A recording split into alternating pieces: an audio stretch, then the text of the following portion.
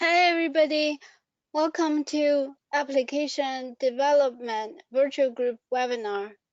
My name is Sarah Huang, the co-organizer of this virtual group. Join me here is Debbie Huang. She's also our co-organizer. Today's speaker, Jim Miller, has worked in various facets of the IT business for over 30 years. With a primary focus on data warehousing, reporting and analytics, business intelligence, data modeling, a ETL framework, database architecture, SDLC, object-oriented analysis design, as well as database performance tuning. In previous engagements, Jim has fulfilled roles as data architect, DBA, IT director, and senior consultant.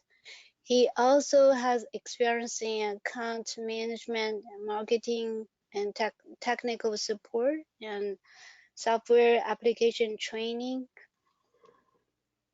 Jim has also had some extraordinary opportunities to lead IT organizations with multinational participants on reconstruction projects based in Bosnia and Iraq. We really appreciate Jim coming back and presenting for us again. I'm going to spend a few minutes to go through some housekeeping items from past, then I'll transfer screen over to Jim. So in supporting the community learning, PASS is gonna make some of the top contents from PASS Summit 2019 freely available for our members online. So the first one is Bob Ward's popular session, SQL Server 2019, your next modern data platform. And this is the link. I already copy and paste the link to the chat window, but if you can't see it, please let me know. I'll paste it over again. And PASS Summit 2020 is now calling for speakers until April 23rd at 2300 UTC. And if you're wondering about the COVID-19 update, you can read PASS update on PASS News. And these are upcoming virtual group webinars. And tonight is ours, and then the next is DBA fundamentals, cloud, global Italian women in IT, performance, and then database administration, global Spanish, global Italian, and then in May, on May 9th, because they're using UTC time, so it says May 10th, but it's actually May 9th at 9 o'clock Eastern time, US Eastern time. So I think a lot of people get confused, so I keep getting the questions like, when does the webinar start? Is that Sunday or Saturday? It's a Saturday, always Saturday. So please don't forget. And the other ones from other virtual groups as like DBA fundamentals, cloud, and DBA administrations. And as you may know already, we have PASS has many virtual groups, and you are more than welcome to join ours, which is this one, the first one, application development, as well as the other ones with different topics or languages. And PASS has a career center for job hunters and employers. So you may want to check it out at pass.org, careers. And this is how you may connect with past through Facebook, Twitter, LinkedIn, Instagram, and past TV. And this is how you may ask questions during our Q&A session. If you would like to interact with Jim directly, you may click this little hand button, and either me or Debbie will unmute you so you can talk. Another way to ask your question is by typing your question in the chat window, and then I'll read it to Jim and the audience. And if you would like to adjust your screen, the GoToWebinar screen, you can click this Zoom button in here.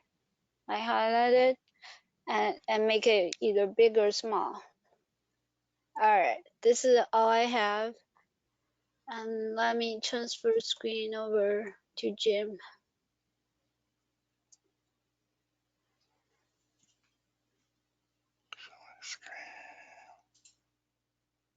Cool, I can see your screen now. Okay, can you see it, Azure Data Studio? Yep, we cool for applications.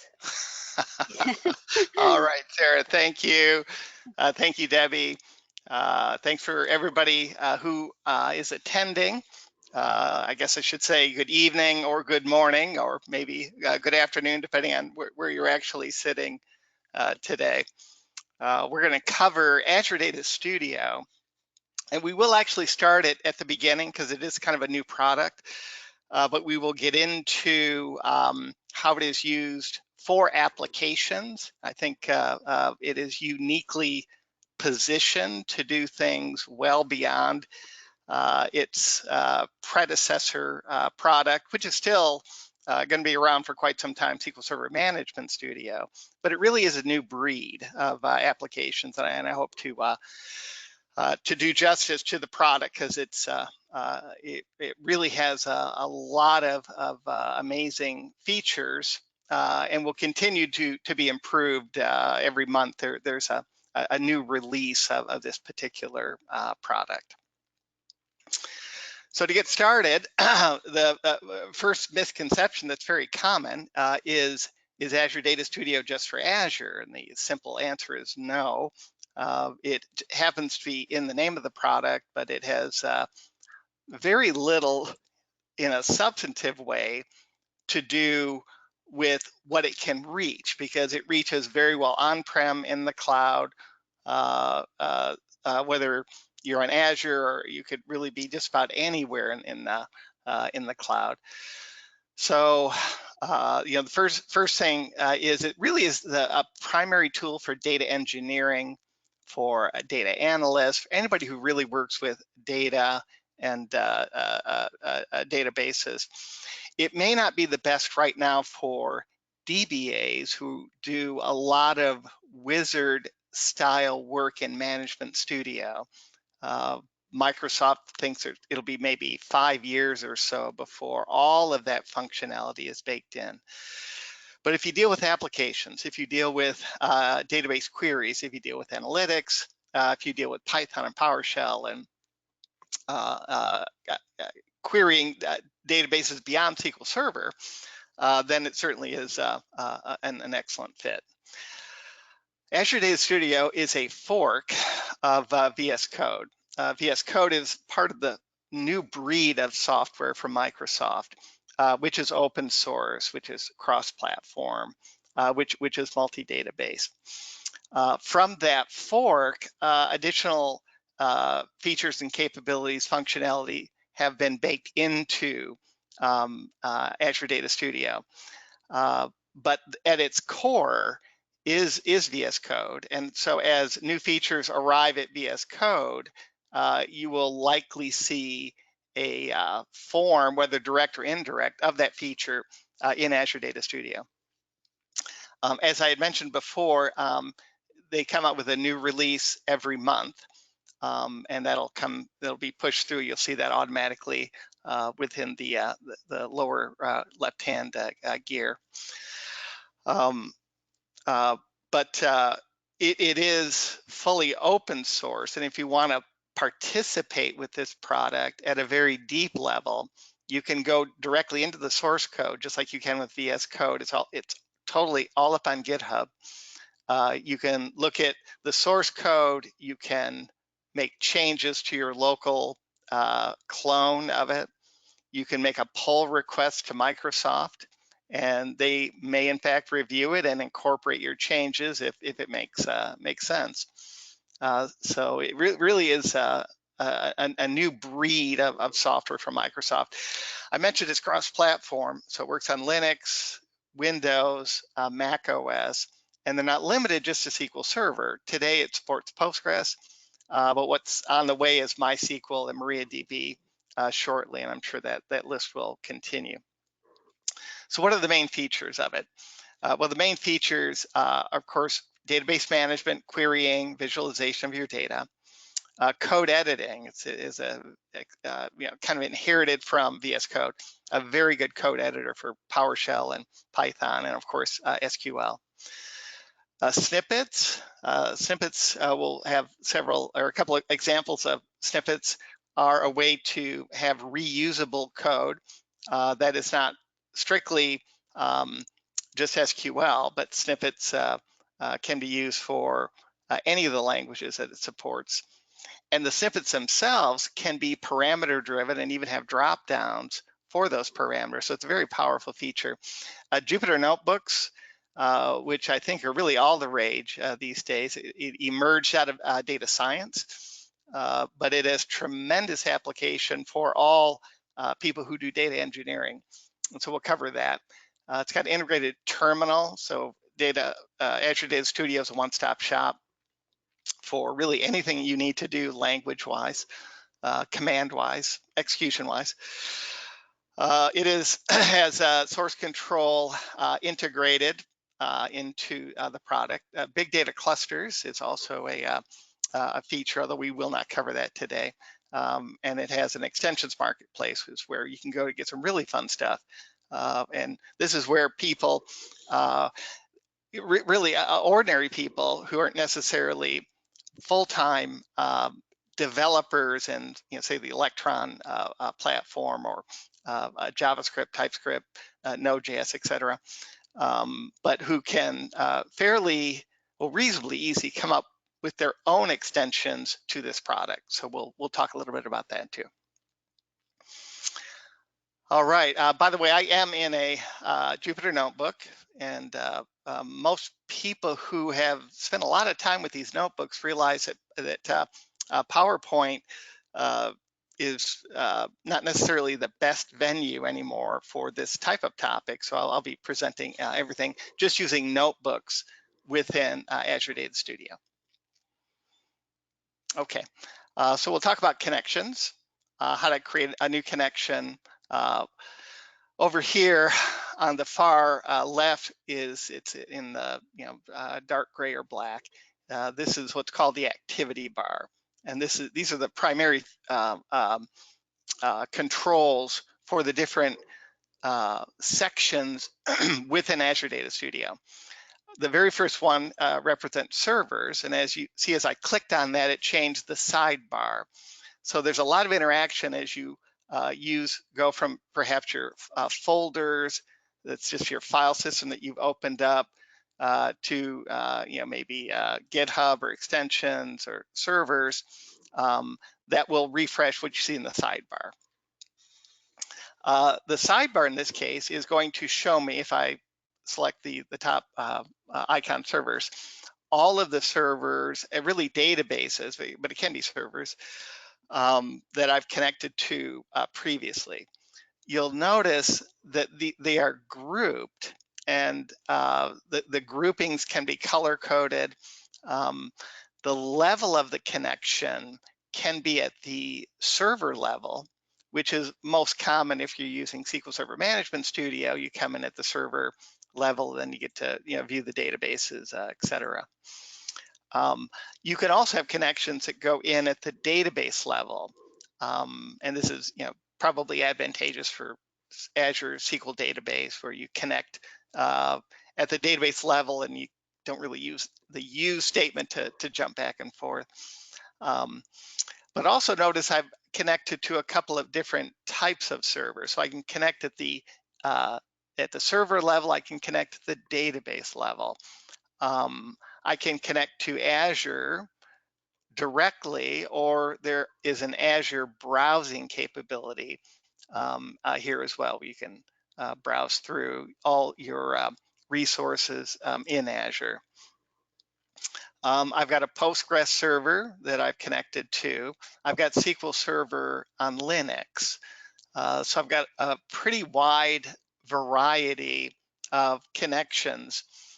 I've also color coded them and placed them in groups. So it's just an easy way to organize all of your connections. So most of my development work is done here under local. This is my local machine.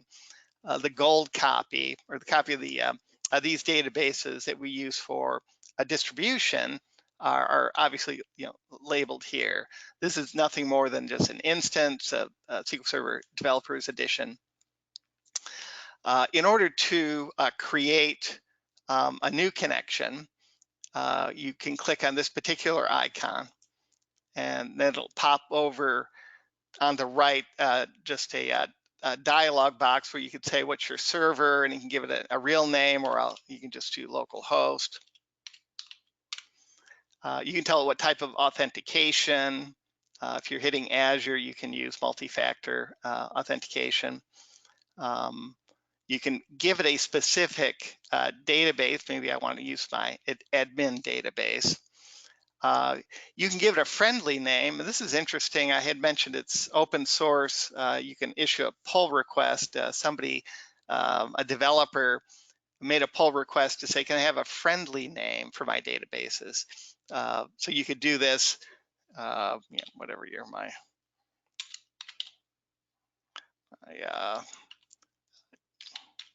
easy name, whatever. Then you can also put in a grouping here. Notice it lists the groups that I already have, but you could choose to do a new group, or you could just use whatever default value. So if I were to say new, it would pop up. This is my new group. You can give it a description, a color, and then choose OK. And so now you can see I've got this new group created. Now for my connection, I'll choose OK. And now I've got my connection in here. So it's a handy way to organize your connections. And the color coding can be carried over into your tabs. So I've got my local database connections. If I were to say, well, let me create a new query, notice it is inherited the green for that query. And you can control that too if you just want the heading red. There's an amazing amount of customizations that you can do in Azure Data Studio. Okay, let's talk about snippets. There are snippets that are both built in. And I'm going to go ahead and use one of these snippets.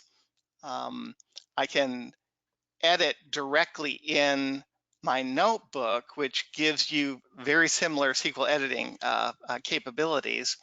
Or if I were to go into a new query, I can also reach the snippets here. So the snippet in question is the amount of space that a table is taking up.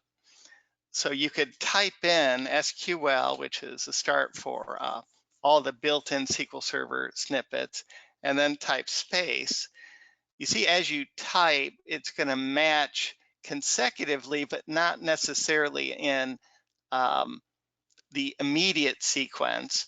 So it's a interesting way to search for a snippet, especially if you have tens, hundreds, many snippets. It's a nice search capability for that. So if I click on that snippet, what you'll see is it brings in that source code, but it highlights, and in two places, an actual table name. This is what's called a parameter, and so you can configure the parameter to allow for this. This is actually two instances of the same parameter. So if I'm looking for the collisions database,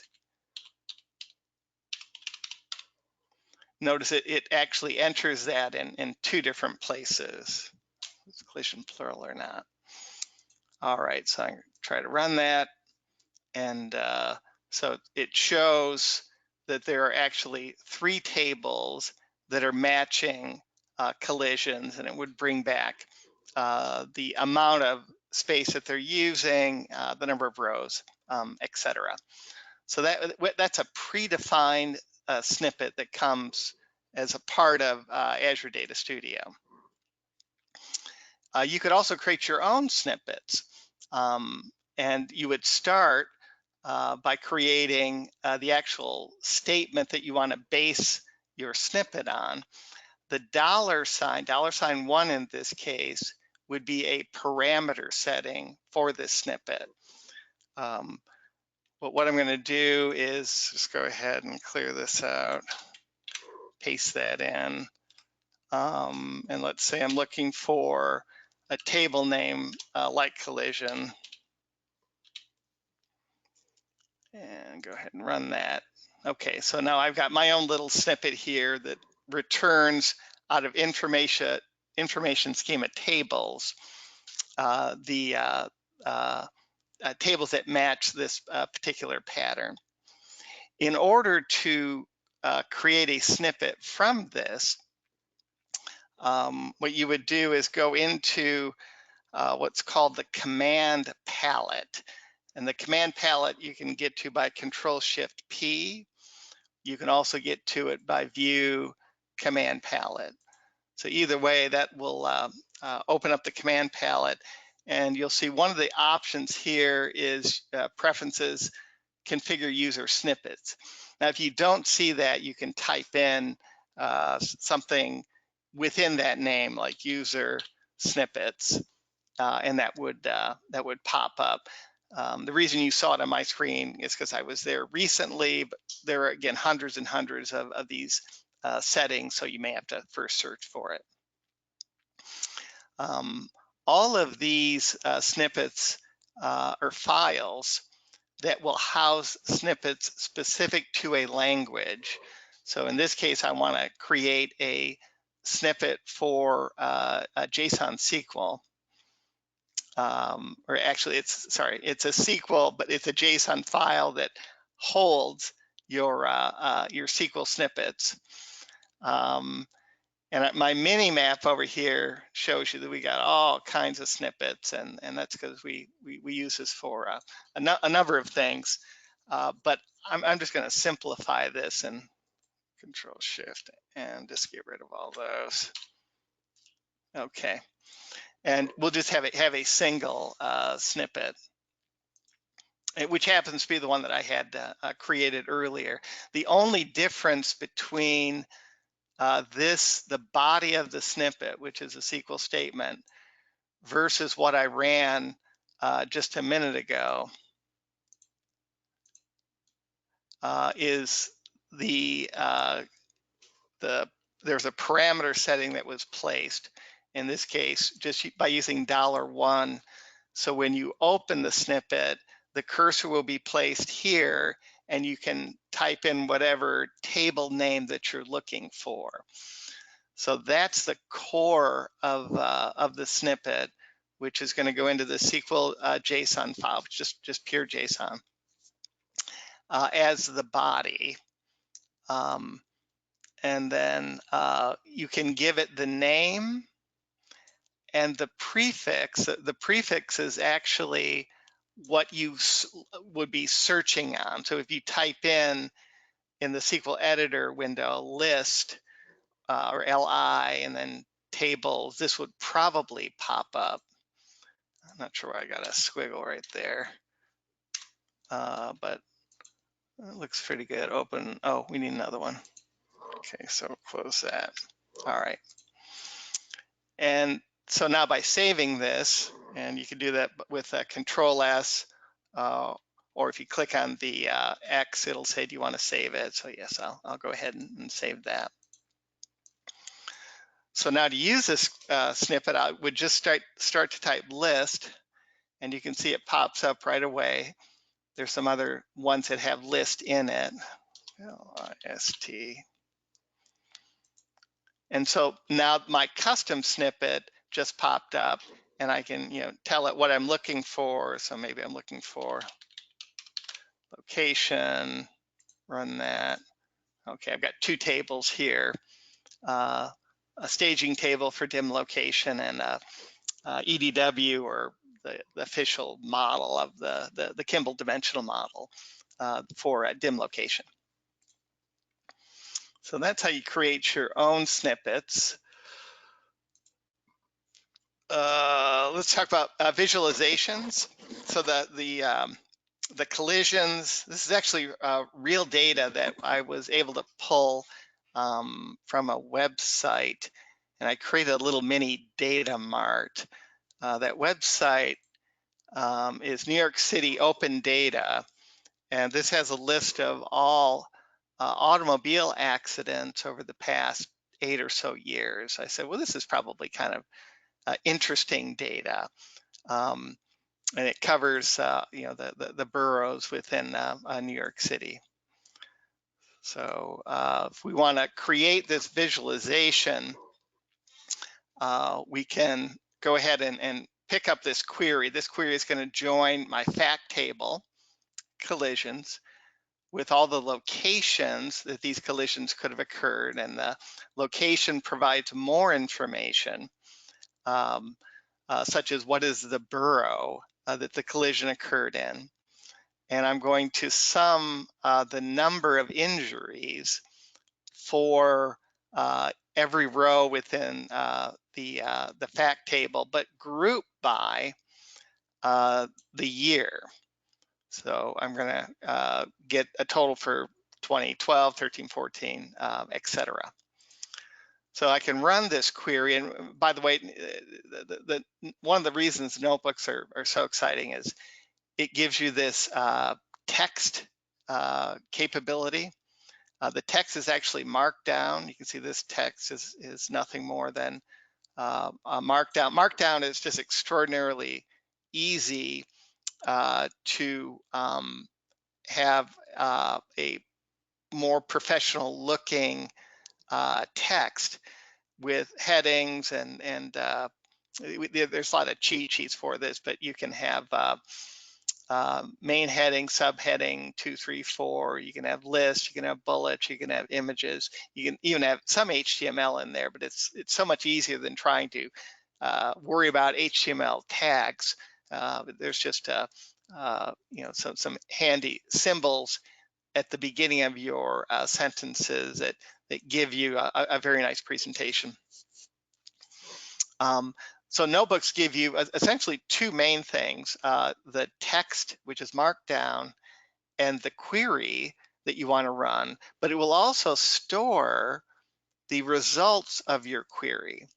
So if I were to close this and save it and then reopen it, I would have the results of the last time that I ran this query. And as you're aware with SQL Server Management Studio, when you close your query window, the results disappear.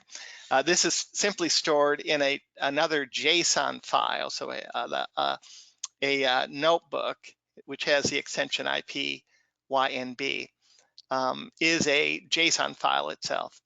And all this data is stored in JSON cells. So I can go ahead and run this, and it returns, okay, I'm gonna run that off of the car crash connect, and there we go. So it just refreshed that. And that's all well and good, but it doesn't necessarily give you a lot of impact from a visual to quickly understand what these numbers mean. There is, within the notebook itself, a charting capability, but I think this is a little green at this stage, so it doesn't really give you I think, well, if I click on it, it's kind of hard to configure, and it's just not terribly meaningful. But what you can do is you could take this query and then open up a connection to the database and run the query within a SQL editor window.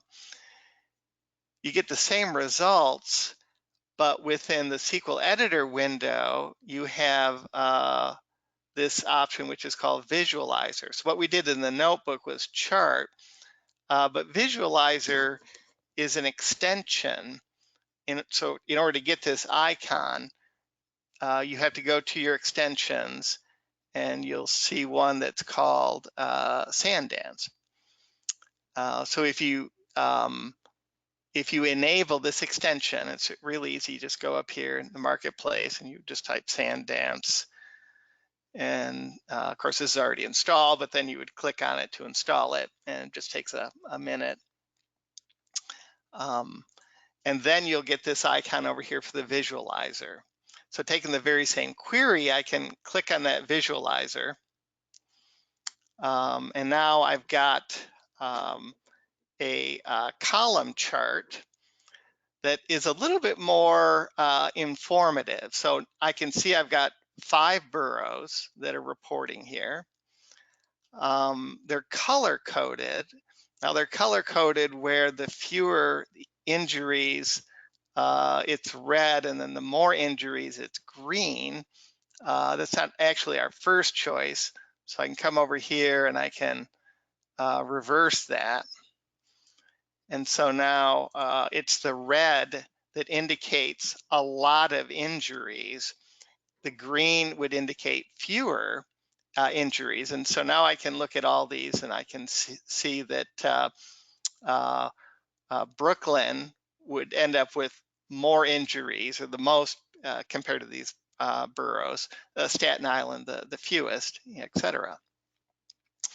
I can also get a 3D view of this data, and I can also, on the x-axis, so we've got the z-axis, we have the x and y, but we can add the total injuries to the z-axis, and this gives us now a better perspective on where the injuries occur. So bottom line is it's most problematic in Brooklyn, and by a significant degree, it's the safest in Staten Island. Now, perhaps they don't have as much traffic there, and that could be what's going on. So if you're curious as to, I think I had that up just a minute ago. So here's what you want to look out for in the New York City area. Okay, if you want to change from boroughs to year, we could, let's see, it's x-axis to, do that right?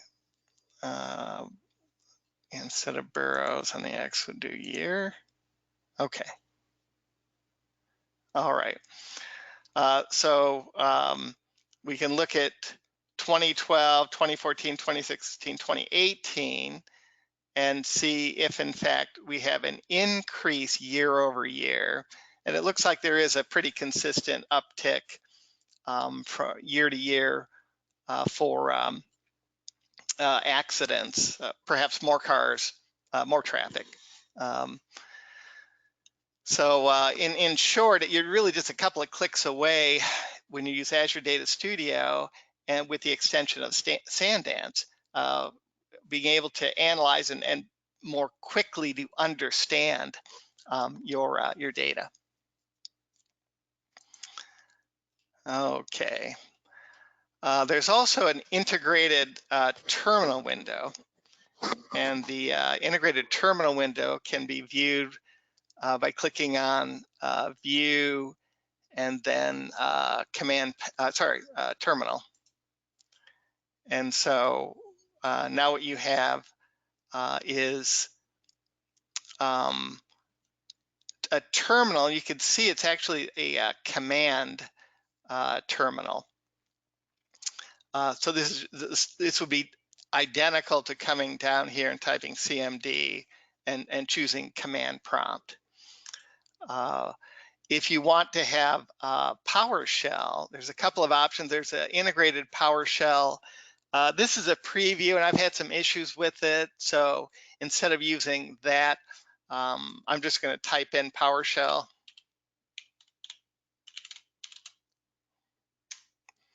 And so now that takes me into PowerShell.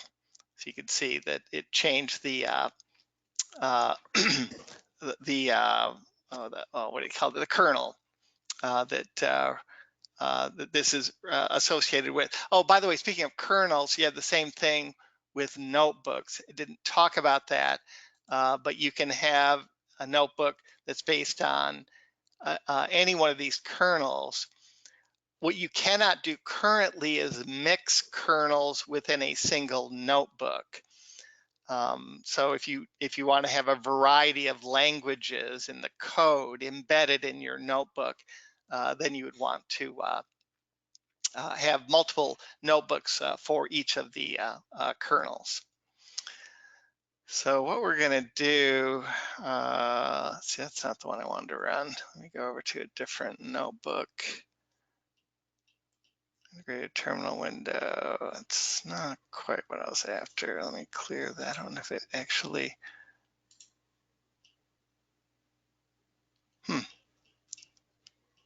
Well, I had a command. Oh yeah, no, that's it. That's it. Okay, so what I'm going to use PowerShell, and I'm going to invoke this particular PowerShell command. This happens to run an SQL command, but I want to do this in PowerShell, and you'll see why in just a minute. So I'm going to go ahead and pick that up and pop that down in the terminal window, and I'll run this PowerShell command. This PowerShell command has gone into my default database, looked at information schema on the local host for ELT Snap v2. We'll talk more about ELT Snap v2. That's our extract, load, and transform data integration product, which is more or less a case study for the application that we'll be using and in the integration into Azure Data Studio. So that's all well and good, but I could have done this just within the notebook or a SQL window. But what if you wanted to create a HTML file from this? Well, to do that, you would just pipe the results of this out to, so in PowerShell, that vertical bar is a pipe. You take this output, convert it to HTML, and then place that into a table called table list.htm. So I'll pick that up and pop that in. Okay, so that now has run. To see the results, I can invoke the item, and $$ is that's a system variable in PowerShell to get you the last variable, which would have been this table. So I'll go ahead and just paste that in, and there we go. This is a HTML table that we just created that is listing the database, the schema, the table name, etc. It could use some styling, a CSS, but it works pretty well. Okay, so that is, and if you choose to have a separate notebook that is PowerShell, I'll go to my folders, and I've got an ADS notebook for PowerShell. Notice the kernel, it's going to load the kernel for PowerShell. Now it's the very same paradigm. I've got text, this is Markdown, similar style. A single pound sign indicates the highest level heading. 2 pounds means the next or heading 2. I've got code. In this case, the code is PowerShell. And so I can just go ahead and run that, and this will give me information on my local disk. Okay, there's my C drive, my D drive, E, etc. Or if I want to get running processes, I can do that. And this is everything that's running. But it's the very same narrative where you can have many steps. You can actually run the entire notebook. So this is all the cells within the notebook, whether it's Python, whether it's a SQL, whether it's PowerShell. And so, but it's the very same experience.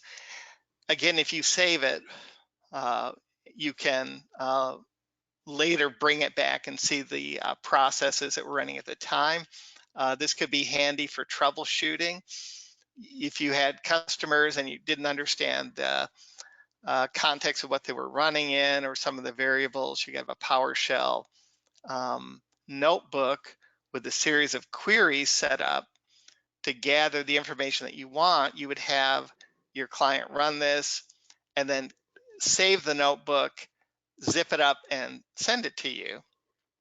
And that way, it's an easy way to get information that may be more difficult in other ways. Okay, so we wanted to get into applications. Let me clear some of the room out of here. Close that. Close that.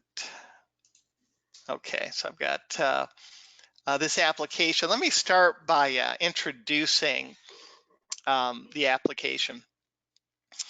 ELT Snap uses the ELT paradigm, which is nothing more than your data flows and then transformations. We don't do ETL because we feel that that locks you into a platform, and whatever that platform might be. But essentially, if you can get your data into a staging area, then you have nothing but SQL, generally speaking, that you would send to your staging area to transform it into a dimensional model. And so that's what ELT Snap does. It is nothing more than data movement and then transformations. Our transformations are pure SQL. You can have optional parameters in there. The primary usage is to build a data warehouse, but you could use it for other data integration requirements. We do use the SSIS model of projects and packages, connections, and parameters. So if you know SSIS, we use the very same paradigm, same model. In fact, this came from BIML Snap, an earlier product, which we still support, but what it does is it creates SSIS BIML, and then you use Visual Studio to generate your SSIS packages. All of our configurations are stored in the database, which is why it's such a good database application. We don't store things in JSON files or XML. Everything is stored in the database, and by doing so, you can take advantage of all kinds of database features for your configurations. And then we simply have a Python runtime that reads your configuration in SQL Server. It builds packages and projects on the fly, does all the parameter substitution, and then executes it. So it bypasses a lot of steps that were common in the Visual Studio SSIS data catalog scenario, or SSIS catalog scenario. Okay, so for example, now we're in a notebook. This is an SQL notebook. We're going to take a look at the projects. So the projects is in ELT Snap. Connect to that. All right, so you can see in this case, we have a total of 6 projects. These are all sample projects. A lot of these are collecting metadata. We find we can drive processes very efficiently and with a self-healing technique if we really understand the metadata that we're working with. So this is just SQL Server metadata. We also can collect it from Snowflake. We use Python as our primary communication channel with Snowflake, with Postgres, with Azure. Then it's a log cleanup. So over time, your logs tend to build up. So we have a package to clean up logs. And then the car crash. So this is a little data. This is the refresh of our little data mart, which is done in this product. Okay. Another sample connection. These would be our database connections. It could be OLADB, could be ODBC, or anything where you have a connect string that works. So here's what that looks like in in our database. So you have the name of a connection, where's the server, what's the name of the database. We do have some that are in Azure, so we have Key Vault, and what this will do is it will, at runtime, it'll connect to the Azure Key Vault, and it'll pull back the connect string and use that to connect to Azure SQL database. So these are the different connections. Okay, those are just two tables from a holistic perspective. If we take a look, we're going to see, if it opens up, and we'll go over here. Look at the tables. Okay, so these are all the tables that we have. So we looked at the connections. We looked at the project table. We have patterns. And so if you have a data flow, it's an entry into this particular table. If you have an execute SQL, it's an entry into this table. And so these are patterns that we reuse in order to build our EL and T. Okay. So you can run a project. So since we have the terminal window, we can run a project directly in Azure Data Studio. And what that will do is it will invoke our runtime. And the runtime will say, okay, what database are you working with? Or what server, sorry, what's the name of the database, and what project do you want to run? Now we can take a look at this project if we open up the front end. So the front end, you can see the very same projects here. A log cleanup, there's 3 steps. This first one is an executable. So we call this executable and send these parameters in. We have an execute SQL statement, and that is going to run a stored procedure to delete logs on our framework. And same thing within the ELT SNAP database. It will delete the logs that are in there. So that's what this particular project will do. You can see the 3 connections are used for this. I could run it by clicking on the run button, and what that will do is invoke that same command. So I can just look at, well, what is the runtime command for that? And it really is this part. And so that's all I need in order to run this within Azure Data Studio. This is used if I want to run an individual package, or if I want to run it for a different environment, dev test prod, you can define those. Okay, so back to Azure Data Studio. I'll go ahead and pick this up. And first we have to change the, change that directory to where the runtime is. Okay, and now we can go ahead and run our project. All right, so that's going to invoke the runtime. He's going to go to the server, this database, gets the project definition. There were 3 projects in there, and so it's run all 3. Oh, by the way, the sequence number, these are all running in parallel because they have the same sequence number. If you want to run them sequentially or you can have a mix where some go sequentially, others run in parallel. So that's just the sequence number that it follows. Okay. So let's talk a little bit more. Now that you have an understanding of this application, what if you wanted to do some things in Azure Data Studio to make it more convenient to maintain this application? Well, what are some of the things you might want to do? Well, we have execute SQL statements in here. And sometimes they get a little hairy. So let's take a look at one of our refreshes. This is our collision. This is the primary database, or sorry, the primary table that we use to build our fact table. So these are all the crashes, every one, and this is when it hits. So we bring it in from a CSV into what we call a landing zone. So we don't try to transform it on it the way in, but we will transform it once it arrives. And so we do that with just a SQL statement, but it's a little, it's kind of big. And in our editing window here, we don't have any IntelliSense. We can't run it immediately. We don't have use of object browsing, etc. So what we've done is we've created, close that, the way to use the editor window within Azure Data Studio to edit that same query. So let's see how we would do that. If I go to car crash on my local system, I'm going to choose new query. What I'm going to do is go back to the command palette.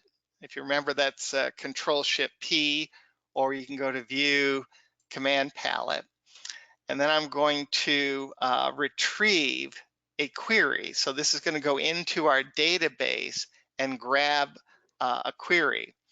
So the first thing I'm going to do is say, well, I want to grab this. It's in our ELT Snap database. Oh, actually, I did that wrong. Well, that's okay. I'll switch that. I'm going to choose the project, which is our car crash. And then I could search for the package, or I could just list them all. And this is the one, so LZ landing zone to our ODS, which is the first transformation we do to this particular table. So I'll select that, choose load query. So now it has loaded that query. Oh no, it's got the right connection. Okay, good. It's loaded that query into our car crash database. So now I've got the availability of color coding, IntelliSense. I can make changes to it. I really don't need to make any changes, but I guess I could get rid of some of the spacing or whatever. I could run this if I wanted to. So I just click on run, and that's going to truncate the table in the ODS. It's going to check latitude. If it's a space, it really needs to be numeric. We don't know what it is, so we'll make it 0. Same thing with the number of people killed and injured. If it's space, we'll make it 0. Contributing factor, these are things why, what happened, what were the reasons for it. Sometimes it's null, sometimes it's unspecified, so we just made it null consistently. Okay, so you see it went ahead and created 1.6 million rows. Now I can save this back once I have it just as I want it, Control-Shift-P, and I can save it back, save query dialog. And connection update. Okay, normally that gives us, oh, maybe I just had too many in there. Okay, so that was localhost, and that was the package, so update that. Now we can go and see if, clean that up for us a little bit. Car crash. Yeah, so it took those spaces out right there. Okay, so what we're doing is even though we house all kinds of SQL within the application, we're using Azure Data Studio as our SQL editor for that. So it's a great fit for Azure Data Studio and the extension. So you may be wondering, well, how did you do that? That was done with our own extension. Our extension is called ELT Snap, and if you download this, you get it. But it could really be used for any database that you have. Where's the ELT Snap? Yeah. Any database where you would have SQL stored within in repository tables. It is a little bit more involved to create your very own extension, and that perhaps could be a part of another session at some time. I'm not the one who wrote our extensions, but I would have one of our developers who did. Yet the prerequisites are Node.js, JavaScript or TypeScript, and the Electron framework from Microsoft. Those are the pieces in order to create your own extensions. Well, unless you want to do some really simplistic extensions, then it's more within reach. Okay, so we went ahead and saved that. Can generate snippets for SQL and Python scripts. Oh, okay. So I had deleted all of those scripts before, but you can recreate the snippets. We have a command prompt to generate snippets, sorry, right here. But we also have snippets for Python. So we've done a SQL notebook. We've done a Python notebook, or sorry, PowerShell notebook, and now we'll do a Python notebook. So, okay, so we edited a package. So let's do a demo now on the Python snippets. So let's go ahead and open up. We'll go to our folders. Here's our Python snippets.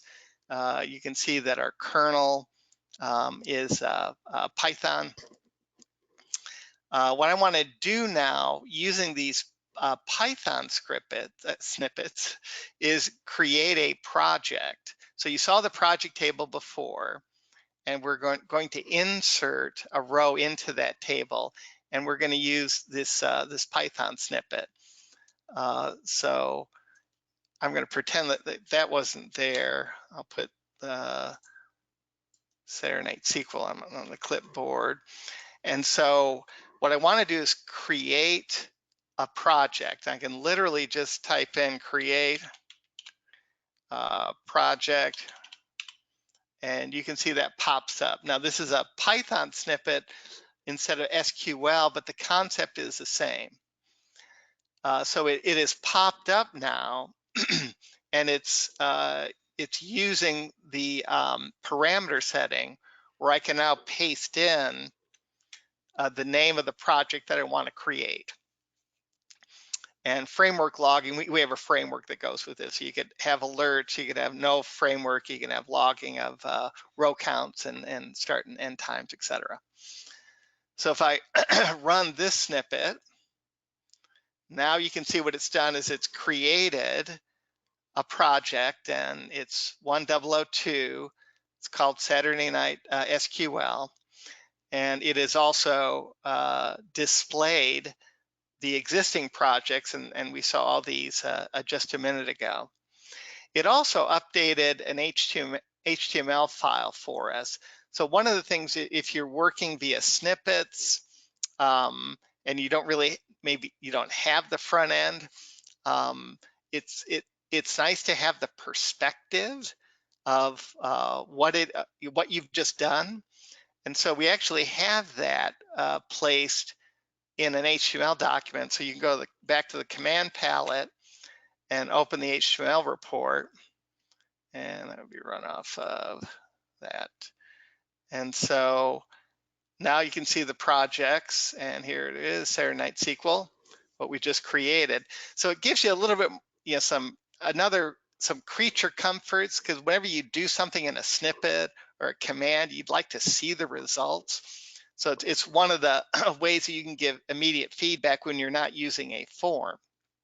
Now we do have a form example, and I will show that shortly, but this is another potential approach to that issue. All right, well, what if I want a connection? Well, I can create a connection using this snippet here, which is create the connection. I'm going to create it. The connection name will be Saturday Night SQL. It'll be localhost back to the same database. That database itself, which I actually don't have here. I'll go ahead and just go to that local host, and we'll pick Saturday Night SQL. Should be there somewhere. There we go. I'll also use it as a friendly name, and I'll put it under local. There we go. Okay, so I have one table there. All right, let's go back. Here's my provider. This is the project I want it to go into, and there is no custom connect string. So I can go ahead and run that snippet, and now it shows that it created Saturday Night SQL. I could go into the HTML document again, it refreshed that, or I could go into the front end itself, and I think I have to refresh that. Where's Saturday Night SQL project? Open projects. There we go. Saturday Night SQL. There we go. And as far as the connection, you could see it also placed that connection in. So it's the same functionality from the front end, but in order to get there, we're using Azure Data Studio and these Python snippets. So now I'm going to create a package, and I'm actually, when I was testing this earlier today, I found a bug in it. So I'm just going to use the front end to pop this in. So I'll just go ahead. I'm within Saturday Night SQL. I'm going to say package. I'm going to add a new execute SQL package. This is Saturday Night example. I'm going to run this on the connection I just created for this database, Saturday Night SQL. I'll paste that in. It's not an expression. If I was using variables, I would make that an expression, and I can just click on save, and now I've got the package in there. In order to run this, I can pick up the command. That's all I need. I'll go back to Azure Data Studio. From the terminal window, I'll paste that in. Before we do that, we'll take a quick look. Okay, there's nothing in here. Go ahead and run that. Oops. So now it's going to run this project. It's going to write Saturday Night example. And we're done. So now if I rerun this query, it shouldn't take that long. Not quite sure why. Azure Data Studio sometimes is a little quirky. So what I'm going to do, I'm going to go ahead and close it and reopen it. Try that again. Car crash. Tables. Oops, not that one. Sorry, Saturday Night SQL. Oh, here it is. Tables, one table, let's select contents. There we go. So it went ahead and ran it. It populated that based on the files that are housing this particular database. Okay, I think the only other thing is we create a connection. Okay, we ran that. Okay. What if you wanted to more closely integrate a form that you have in your application directly into Azure Data Studio? Well, you can do that. I'll show you a good example of that we use for our connections. First of all, from the application perspective, the actual connection form looks like this. So we have created this identical form, or just almost identical, within Azure Data Studio. To get to it, we're going to use a command palette. It's Control-Shift-P. And we have a form that is Show Connections dialog. So now it wants to know what connection. So actually, neither of those are connections. Let me connect to ELT Snap. Okay, let's try that again. Show connections dialog, ELT Snap. Okay, all connections. So it's the very same form, but now it's integrated into Azure Data Studio. I can change something. I'll pick on this one since I'll go ahead and delete it. I want to edit that, and I'll give it a mythical provider name. Update that. Okay, it should have gone straight back to that. Or I could delete it if I no longer want it. So you've got all the same functionality back to that. So it's gone. Again, this requires some JavaScript, some Node.js, but this is depending on how deeply that you want to integrate your application into Azure Data Studio. You've got really all the form handling that you might need. You have obviously reporting. You've got integration with Python, with PowerShell, with SQL. And so all the pieces that you would normally need with an application, you might find you could totally integrate your application into Azure Data Studio, make that now your front end, and distribute your application using extensions. Simply by typing in your very own product, whether it's ELT Snap or whatever that would happen to be. Oops, I guess it's already ELT. Oh, okay, it won't find it because I'm not registered. You have to register your extensions with Microsoft in order for it to show up in the marketplace, and we've not done that yet. So that's why it doesn't show up here. Instead, we do distribute it in our download. If you'd like to play with this and download it, you can go to bitracks.com. I'll show you where that is.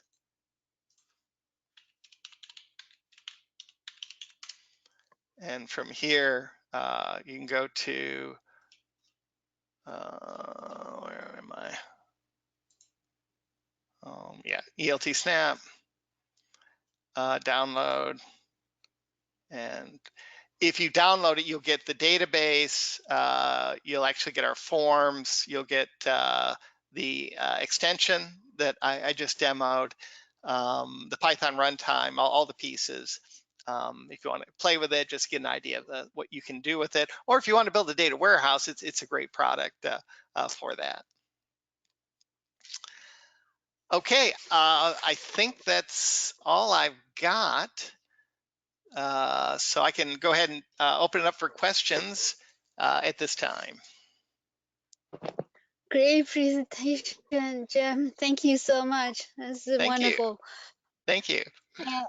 Yeah, we got one question about your slides.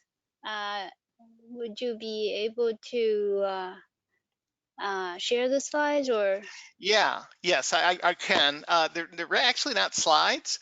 They're notebooks, but I will post the notebooks up on our GitHub site, or actually no, yeah, actually I should. I'll tell you, I'll either put them up on our Azure blob and give you a link, Sure. or I can put it on GitHub and give you a link to that as well. So I'll do one or the other. And if I can, Sarah, if I can email you tomorrow with that link, can you share it? Oh yeah, yeah, absolutely. Okay, I okay, I can okay. yeah post that link to our website, so whoever needs that, they can just go there and get it. Okay, yeah. So what I'll do is I will send these four notebooks. Oh, So wonderful. some are right Python. There's a Python one. There's PowerShell. There's a SQL one. Actually, I think there's two SQL ones. So yeah, I'll go ahead and either put that on GitHub or put it on our Azure site and send you the link. Cool, cool, great. Um, Also, uh, there's a question asking about whether you can connect to SSAS and write DAX queries. Well, not with our existing patterns, but what we have is an execute process, uh, which would then execute PowerShell or so this, what's a good example of that? Maybe Snowflake. So most of what you do with Snowflake, oh, that's not a good example here, is via execute process. And with execute process, you have to give it a command name. In this case, it's Python. Of course, it could be PowerShell. And then now this is heavily driven by parameters. I click in here, you can see the first one is the server name, but then we get into the, well, actually it's Snowflake metadata server name.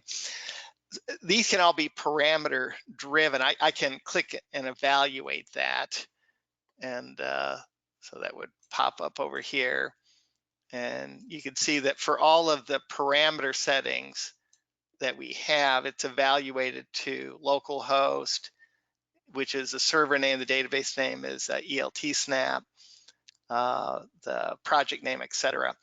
So you can embed a callable program, send it arguments that can be parameter driven, and then, and one of the parameters uh, um, presumably would be a DAX query. So if you had a command line interface, whatever that might be, and I've not looked into SSAS DAX or MDX queries this way, but assuming that there is, you would have the the executable program and then the arguments, which in this case would include a DAX query or an MDX query, and then presumably a destination for that, whether it would go into a database, a flat file to be loaded later or whatever.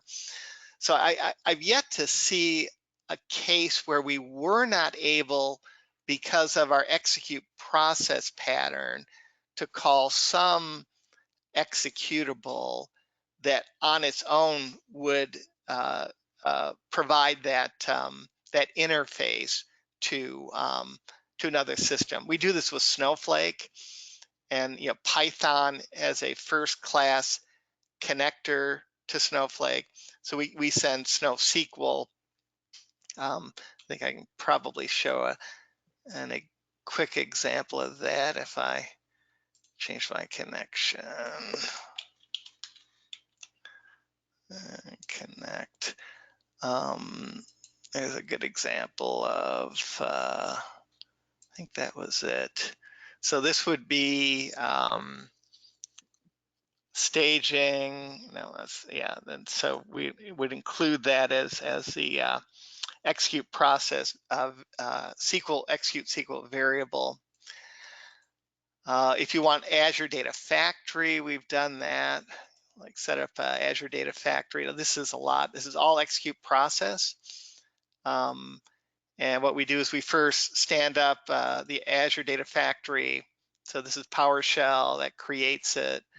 And then we let it trust Key Vault. So Azure Data Factory can create then link servers. So this creates a link server. Just as an example, as long as, so PowerShell, it might be the executable that you would call, but if you did have any kind of executable that could query SSAS, you have all kinds of flexibility in setting up variables um, that would actually interact with uh, the data source you're looking for to extract that data out. So, sounds good. So if I have a server sitting on a GCP, Google Google Cloud Platform, Mm-hmm. would it be possible to connect to the SQL Server there? Oh, certainly. Oh, certainly. And that's all about your connect string. Okay. And I think I'd shown a couple of examples. I go back to localhost. Uh, so these connect strings, and I'm not showing them because a lot of them have clear text passwords, but they're generally provider, server name, database name, encryption information, uh, the what is it, like TCP address. So I've yet to see something where we cannot connect. Now, of course, you could have firewall issues, but I find this very easy connect to Azure SQL database, to the Snowflake cloud database, and they also have an ODBC connector if you want them. So I assume you've got similar connectivity options to Google Cloud, but honestly, I've never done that before. But I'd be surprised if you just couldn't have a custom connect string. Well, here's one right here that I think that's clear. Um, that you couldn't construct a connect string that would connect to it. Okay. So similarly, it can be connected to MySQL or Oracle. Yes, yeah. If it's an ODBC connect string, that's pretty straightforward. Um, if it's MySQL, usually MySQL and Postgres, you would not have the Windows authentication. So for that, you'd be using username and password. And again, for that, what we like to do is to place it in Azure Key Vault. Now you could place it in Key Vault, have it return, and then connect from Azure over to Google or into Snowflake, or I'm sure to your MySQL instance. So yeah, I don't think that would be an issue. It tends to all hinge on the connect string. Cool. So those you have to establish a linked server first, or no? No. In fact, it's a link server in the context of SQL Server is not considered a best practice because you're embedding credentials in that. An earlier example I showed a minute ago with Azure Data Factory has this concept of a linked service, but that's not the SQL Server linked server capability that's not recommended. So no, I would, it would be an option, but I wouldn't recommend that. Mhm. And the next question is, can the connections to servers or databases be exported or imported between installations? of Azure Data Studio? Uh, yeah. So Azure, it's a great question. Azure Data Studio is really a individual user um, a product. So generally speaking, everybody's going to have their own Azure Data Studio settings. Now, at the database level, of course, when you connect to um, a table, this is a shared resource. But if you write a query, and I think we had an example, pulling it out of. Well, let's. Which one? I think that was number one, and we had an example of pulling information out. Actually, was that in the second one? Where was that? Well, any one of these queries where you're getting data back. Um, this is coming back locally. Now you could save it as a CSV, or you could save it as a JSON, etc. And that would go to a local system. If you said, well, can I have a process where I put it and I'm moving data from one server to another? Well, I can connect to, let's say, this local car crash, and I can run a query.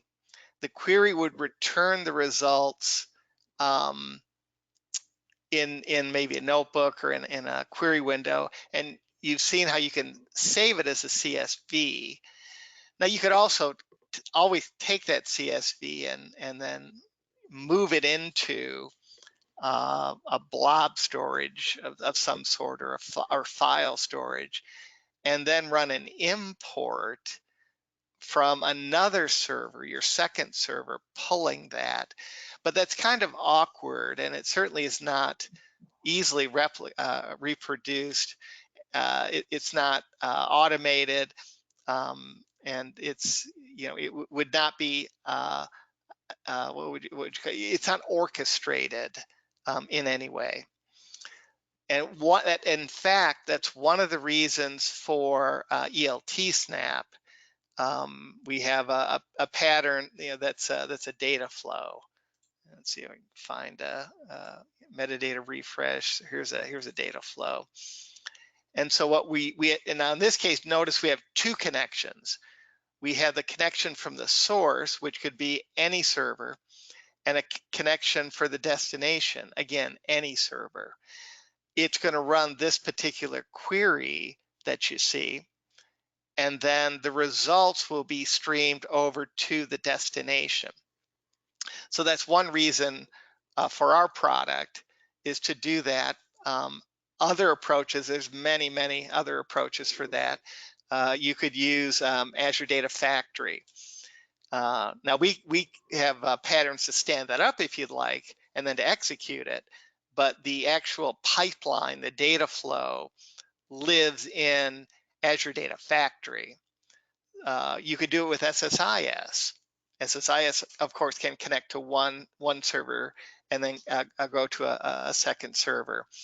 And then there's tons of other ETL tools that you could use. But Azure Data Factory on its own does not have this data flow capability. You could do a workaround via a flat file that you would then later maybe use PowerShell to move it over to another place and then import it in. Very clumsy, not orchestrated. So yeah, Azure Data Factory would not be your data flow solution currently. The only other caveat to that is there is an extension, and the extension is SQL Server Import, and that is the SSIS import export feature that is available as an extension, but I'm pretty sure to use that, I don't take this to the bank, but I'm pretty sure you'd have to have SSIS someplace involved with that import export. Mhm. So how does the performance-wise this extension perform better than the regular BI SSIS? Another good question. Um, what we actually do behind the scenes for our data flow is we use PowerShell. So if you look at, let's see if I have a data flow, where do I have a data? Well, actually, there's a data flow in here. We saw this just a minute ago, where it says use bulk copy. What this does behind the scenes is it shells to PowerShell.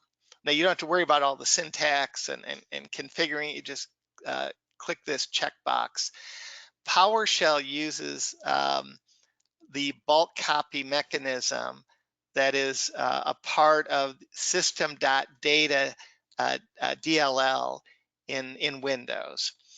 I believe SSIS uses the same thing, so performance-wise, it should be identical. But yeah, performance-wise, we simply use PowerShell by when you click this checkbox, and PowerShell uses system.data.dll, and yes, it's very fast. Okay, cool. And the next question is, can I use this for our regular SQL servers instead of regular SSMS? Well, yes. This question is asked a lot because there's some confusion. People say, well, oh, well, this must be a replacement for SQL Server Management Studio.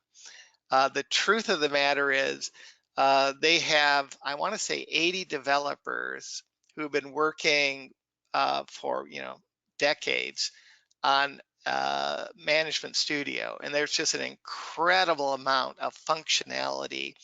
A lot of it is encapsulated in wizards, but Management Studio, and they're projecting at least for the next 4 or 5 years is going to have more of these wizards and that functionality as compared to Azure Data Studio. Azure Data Studio, on the other hand, is very, very strong with querying SQL Server, with the snippets, with notebooks, and then the cross functionality. So maybe I want to query Postgres. Well, I can't do that in Management Studio, or shortly MySQL, or shortly MariaDB.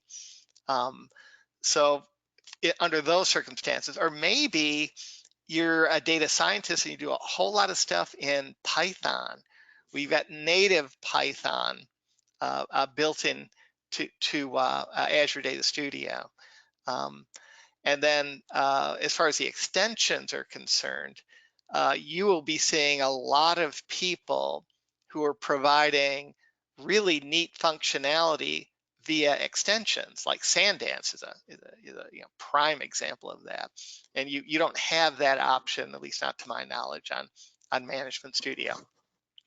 So the long and the short of it is, if you're a DBA, you're doing a lot of clustering, you need these very high-end wizards, then you're going to still be using Management Studio for a while.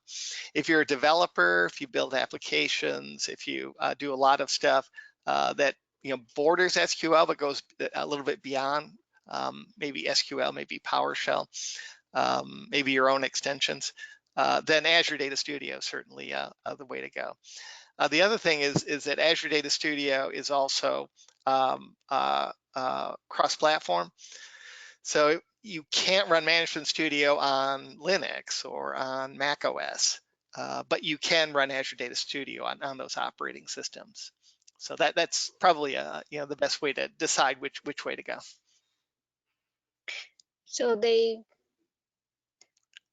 not like Azure Data Studio is not gonna replace the management studio anytime soon, right? That's correct. That's correct. Okay, Yep. Yeah. cool. So I think they'll coexist, and I find actually I love Azure Data Studio, but sometimes I go over to SQL Server Management Studio, maybe because I've used it for so long, Mhm. but there are still a few things that it does better. So no need to say, well, it's got to be one or the other. You can pop back and forth, and that's you know it turns out to be a pretty convenient, so you can use really the best of both worlds. Yeah.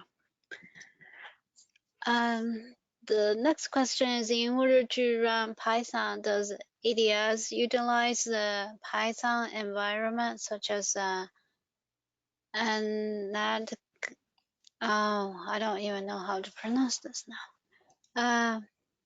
Yeah, already installed on the computer, or you use the ADS? Yeah, you can do it either way. You can use an instance of Python that's already installed, or you can install reference a different installation. So it's up to you how you like to do that. So would you think, if you use different kind of Python tools, is that gonna show in the kernel?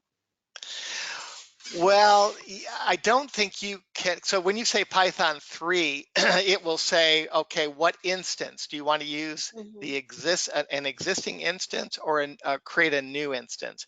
I don't think you would be able to use Python 2.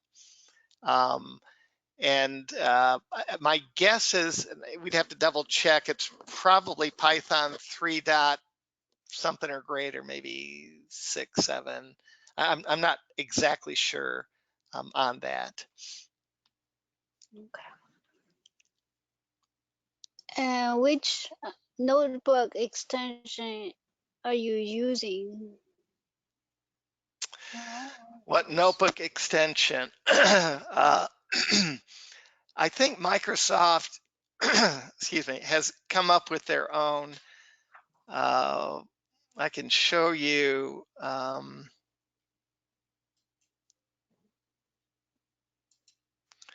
I can show you a set of Jupyter notebooks. So from a file perspective, you will always see the contents. And so we have these are folders, and there's content under the or files under these folders.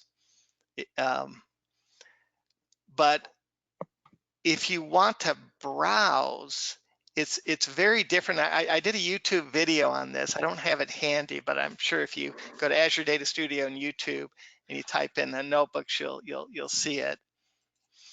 In order to get this experience, uh, you have to build it. And I don't know of any documentation except for I did a video that I was able to piece together the way I think it's working, and how you can come up with Jupyter notebooks and markup language and essentially hypertext going back and forward.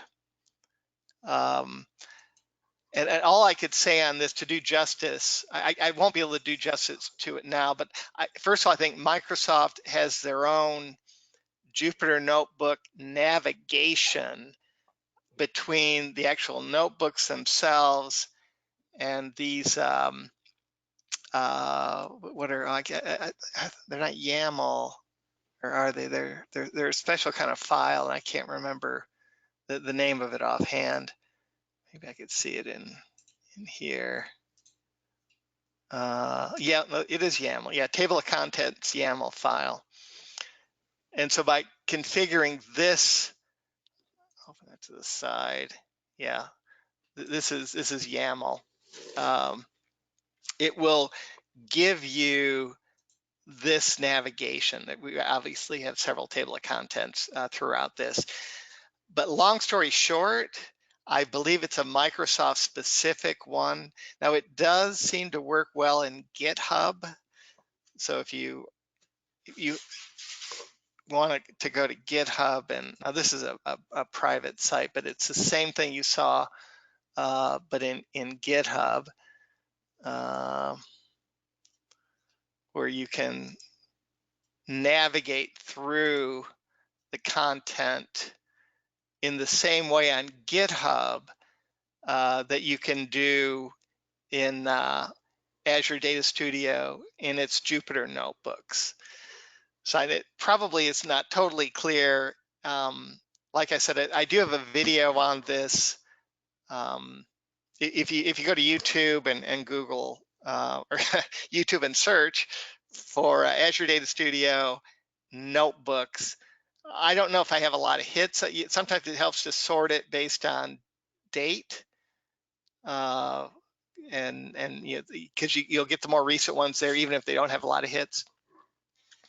But that we could do a whole nother session on how to create notebooks, how to navigate within the notebooks, how to put them in GitHub, so the functionality between the GitHub notebooks and the Azure Data Studio notebooks is consistent. So we're already over time here, and I probably I really can't do justice to it, that question. Yeah, so yeah, we'll talk about that later. The next question is, can you have SQL and Python run in the same notebook in different cells and No, share the data return? that's a very common request, Yeah, but you can only have one kernel per notebook currently. It seems like Microsoft is having a bit of a hard time with the multi-kernel notebook right now. So all I can say is stay tuned on that. Maybe it'll happen. Um, it's one reason why, I mean, if you could do that, maybe get some data flows in it, you could pretty much replace everything in SSIS in Azure Data Studio, because it's doing the same thing with, you know, switching the context of what you're running, and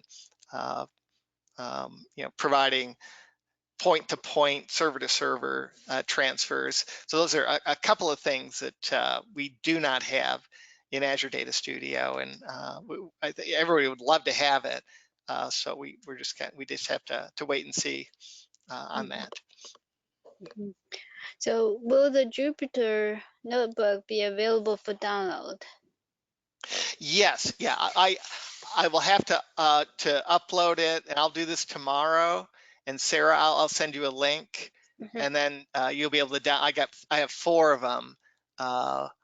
That where is that? Where Yeah, was that? Oh, it must have been here.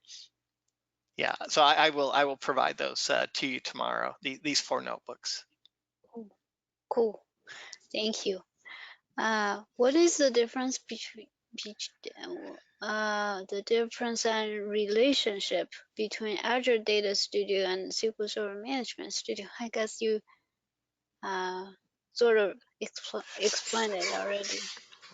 Yeah, I think the first is kind of the old Microsoft fully Windows centric um, application, and the latter is open source, cross platform, multi database. That really is the core. It's almost like a completely different approach to application software. Now, Azure Data Studio is fairly new. It's been around a little over a year. SQL Server Management Studio has been around for probably decades, probably 20 years or more. So the main difference is the older approach that Microsoft has had to the applications marketplace, and Azure Data Studio represents a brand new approach, an open approach, really a very refreshing approach that's not only cross-platform but so extensible that uh, that you know, you could modify the core product If you wanted, you could add extensions to it. You can build your own snippets. Um, you know, the possibilities are extraordinary in Azure Data Studio, but it is the new kid on the block. Um, so like in parity with Management Studio is probably 4 or 5 years away. Mm. Can we use the third-party REST API that returns a JSON object to analyzing ADS? I assume that you can. Most everything is JSON centric, but if you're talking about a REST API, you're out of my league. It's something that I have very little experience in. But I can tell you that just about everything you do in Azure Data Studio is JSON based underneath. If you look at the notebooks, they are JSON.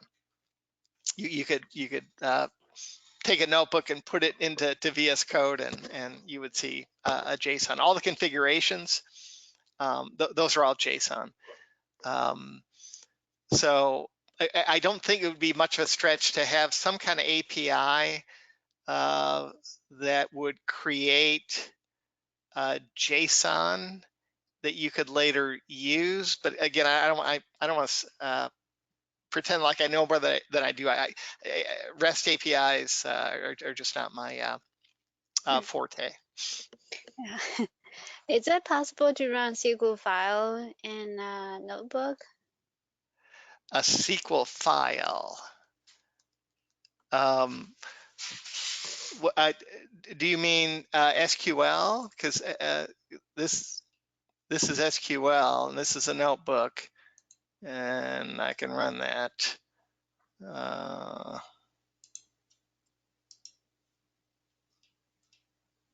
And there's the results. So I don't know if that was the right question, but yes, these are all. Oh, if they mean this, it's a file that's on disk in a drive and run it in a notebook. I think yeah, in a Python notebook you could do that, or in a PowerShell notebook. You can. I think we had it way down here. Yeah. So you could invoke SQL command, and the query can actually be a file. And then yes, it would run that in a PowerShell notebook. I did this via the command line, but yeah, you could put this command in a PowerShell notebook and run it, and the query itself could be in a file. So can you connect Azure Analysis Service Database? I guess. Well, analysis services to query that, generally you're going to submit DAX or an MDX query. It's something I've not done before. You might have to shell out to a third party because you can't connect directly to it. But if you could have a PowerShell script query, I'm pretty sure you could do that, query analysis services, or a Python script, then yeah, that you could do that. So this person asking, how did the data get into that motor vehicle collision table from source? Yeah, you download it as a flat file, and then I used PowerShell to load the flat file and put it as a raw file within SQL Server. So yeah, it was, but yeah, in order to do that, yeah, you go to this site and you can download. Here's an export. I think you can export as a CSV. Okay. Yeah, it's fun data. I've seen so many demos that use AdventureWorks or something, and I Uh-huh. said I'd like to do demos that are fun. Yeah. So one of the one of the dimensions is contributing factors. And that is just fascinating if you look at what the contributor. And now I haven't done the quantitative, but this is a dimension on contributing factors, To and the you can collision? see, Okay. yes, yeah. And so Wow. you, oops, I didn't mean to do that. Uh, so you got aggressive driving and road rage with car number one, and then aggressive driving, road rage on car number two. And just it's like everybody's just angry. But you uh, It's a there's lot of, a million reasons for it, and I haven't figured out. I haven't done a query yet to see, well, what is the most likely, most common contributing factor. Yeah, but yeah, I think yeah, it's going to be a fun database to run some queries off of, and it's real. It's all real data. So yeah, to be interesting to analyze and figure out what's the most contributing factor to the collisions. right. Yep. Yeah. Yep. So this person asked, I just downloaded Azure Data Studio, and when I put localhost to server box, it didn't work. Yeah, not all networks, and if you have a local SQL Server on the very same machine, then you're fine. Usually, not always. Um, if that doesn't work, just give the real name of the server. I try where I can to hide server names. I'm not perfect at it, but you should be able to just put in the name of the server that you want to connect to. Okay. Uh, ELT snap front end is something you had to create as a customized GUI. Is that correct? Yeah, well, we wrote that that it's our application, um, and if somebody wants to download it and use it, and then have more questions on that product, I would be very happy to answer those questions. It is simply a Windows front end to our ELT tool for building data warehouses. So is that a licensed product? Yes, it Okay. is. It is. We sell it. Um, we are what's interesting about it is everything is in the back end. So the front end we sell, the back end is free. You download it, you get the back end for free. You can just connect directly to tables and put in connection, put in parameters. It's all driven from the back end. So now what the front end does is gives you a lot of creature comforts, usability, and we are actually putting that now into Azure Data Studio, which is what this application was all about tonight. Uh, but yes, that is our product, and we do sell it, and we'd be very happy to help anybody get started who's interested in using it. Okay. Mm, the yeah. So the person asked this question earlier about not able to connect, and it says the error message is a network related or instance specific error occurred while establishing a connection to SQL Server. Yeah, So yeah, hard to say what's going on there. What you could do is if you install maybe a copy of SQL Server Express on your local system, I'd be amazed if you couldn't connect to it. It kind of sounds like you might be connecting to another server somewhere on a network, or it's hard to say. This is generally not a problem that you have with Azure Data Studio. In fact, what I would say is if you can connect to it with Management Studio, then you're guaranteed to be able to connect to it with Azure Data Studio. okay. And this person is asking this. So what does the ELT stands for? Okay, um, everybody talks about ETL. That's extract, transform, and load. The problem with that is it embeds the transformation in the pipeline. Instead, we say now let's do EL and then T. So we extract, load, then we transform. That way, transforming is nothing more than SQL, and you're not putting it inside of the pipeline. By doing so, you're locked to that platform. So imagine everybody who's done years and years of SSIS work, and probably their transformations are locked in SSIS data flows inside of that pipeline. Well, if you want to move that now into some other platform, it's very hard to do because all that logic is inside of the pipeline. So instead, we just want the SQL to stand on its own as the last step. So the E and the L is to just get the data into a staging area on your database, then do the transformations. And that's just mhm, pure SQL. So that's why we advocate ELT.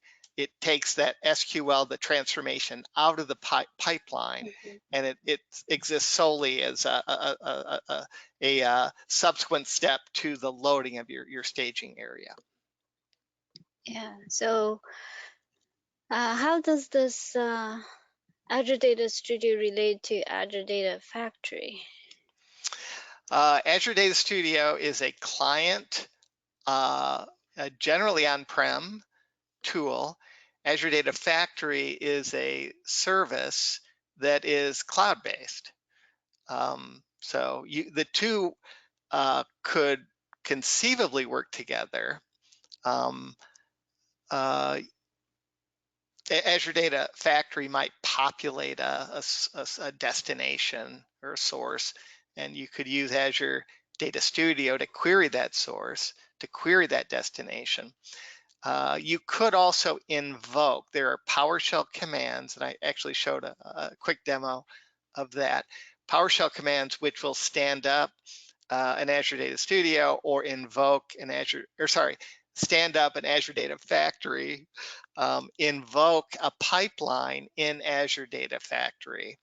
Um, but the big difference is Azure Data Studio is the client side of that. Azure Data Factory is the cloud-based service. Okay.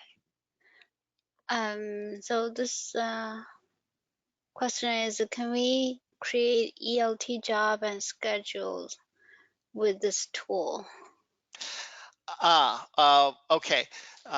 So with Azure Data Factory, or sorry, Azure Data Studio, Mhm. you can schedule, but Azure Data Studio is tied to SQL Server Agent, and there's some extension that you can install Yeah, for, I yeah, saw it SQL Server somewhere. Yeah. Agent, yeah. If you're talking about ELT Snap, what you do is you just pick up the runtime command and you put that in any scheduler program that you have. So you could put it in Windows schedule. In fact, we have a way to schedule it in Windows if you're using that. It will take the command, schedule it in Windows Task Scheduler, and that's free. You could also schedule it in a SQL Server Agent. By doing so, of course, you have to have a license for SQL Server Standard or Enterprise, or any scheduling program that you might have, whether it's cloud-based, if it's on Linux, it could be cron. It's all scheduled by using the runtime command. So you just put that in your scheduler, and it'll run all the packages within that particular project. And it logs the results, logs the row counts, logs the start time, end time in our framework database. Okay. So this person was wondering if he has a lot of database connections and whether or not he wants to, if he wants to add Azure Data Studio, can he program it to Ah, add the? yes, yeah, great question. We struggle with this as well.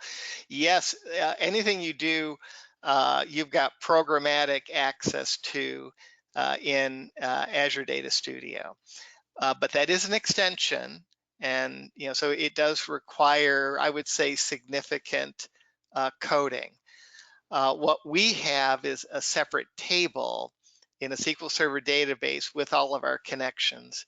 And one of the things that we're currently struggling with is how can we correlate the two so connections within our database can automatically appear in Azure Data Studio. Or if somebody creates it in Azure Data Studio, how can we get it automatically into our database? I don't have the answers to that, but I love the question. And I think uh, an extension is going to be forthcoming sooner or later, whether we do it or somebody else, to help to automate that. Because you're right, sometimes you do have many connections.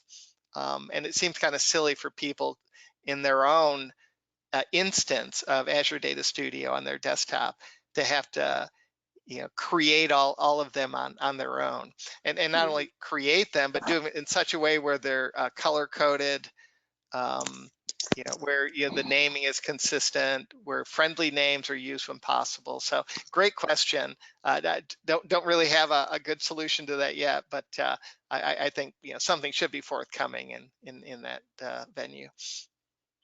Okay. Is it possible to connect to MongoDB? Well, currently there are only two that are first-class citizens with respect to Azure Data Studio, um, and that is SQL Server and Postgres. What they are not far from MySQL and MariaDB.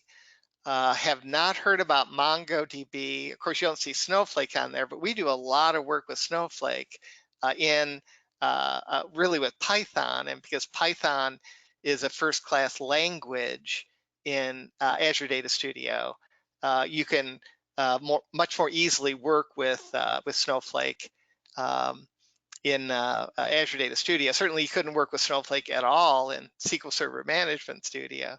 But I would fully anticipate that the list of databases will increase. I don't have a timetable for that, but the first new ones we'll see are MySQL and MariaDB. In the meantime, you just use probably Python or PowerShell or some other language option to connect to MongoDB. Mm. I'm gonna. Oh, Hey okay. Yeah. Sarah, sorry to Uh, interrupt. It's 2 minutes to yeah. 11 p.m. So Yeah. I realize that. Well, I'll see. Yeah. We'll ask a couple more questions, then we'll end this. How about that? Let's do two more. Okay. Yeah. Sorry about this. There's So so many people interested in this yeah. product, and I have so many questions. So yeah, this Jackson was asking, can I restore a database backup to Azure? To Azure. If Yeah, you're referring to Azure SQL database, that would I not suppose. be necessarily centric to Azure Data Studio. But I think that if referring to restoring it to Azure, then you have to get the backup into a Azure SQL Azure Blob storage, and then there's probably a way to do that, although I've never done that. But I'd be shocked if there isn't a way to get a complete database from SQL Server up to Azure SQL database. But honestly, I've just never done that. You could go table by table, and that would be an ELT tool, or import export wizard or something like that. Um, but yeah, if yeah, I honestly, I've never restored a database in Azure SQL database. I'm not exactly sure what the steps are. Okay. So last question, is there any conflict between ADS and SQL Server Management Studio coexisting? Not at all. Not at all. In fact, they really complement each other. I use them both all the time, and it really does give you the best of both worlds. And I think we'll be in that situation for at least another couple of years where you're going to want to have both. SQL Server Management Studio is much bigger. It takes a long time to install. Azure Data Studio is very lightweight. Installs quickly and so, but no problem having them side by side. As long as you're on Windows, of course, if you're on Linux, you wouldn't have that option, or on macOS, you would only have Azure Data Studio. Okay, wonderful. Thank you so much, Jim. I'm sorry that this takes so long because there's so many people interested No, in glad to help. data. Glad to hear all the interest. I saw this product for the first time. Although it's been around at SQL Pass in Summit in Seattle, and I immediately was drawn to it. And my whole company has been focused on it since November of last year. So yeah, I too have a great interest in the product. Cool. Hopefully, there will be people testing your products and give you feedback. Yeah, I hope so. Yeah, I hope so. It's a free download. It's you get actually, if you download it now, it won't expire. The license is good through June. Okay, cool. So, Is it possible for you to give me the link to download this and so that I can yeah, sure. It's everything, bitracks.com. Yeah, so Oh, I'll include that in the what I'll send you tomorrow. But yeah, it's just BI for Business Intelligence, TRACKS.com. And that takes you, but here's the home page. I for some reason went to ELT Snap, but you'll see this. BIML Snap was our earlier product. We still support it. It's the same concept, a database to create SSIS packages. But ELT Snap, we have our own runtimes. We can avoid SSIS, the licensing fee, etc. So yeah, it's bitracks.com. Okay, cool. Thank you so much, Okay. Jim, for wonderful presentation. Thank you. You're very Yeah, welcome. Thank you. this webinar is recorded, and I'll try to post it to our website tomorrow. And thank you everybody for attending. See you next next webinar. Thank you. Okay. Thank you. Thank you, James. Bye. Thank you, everybody.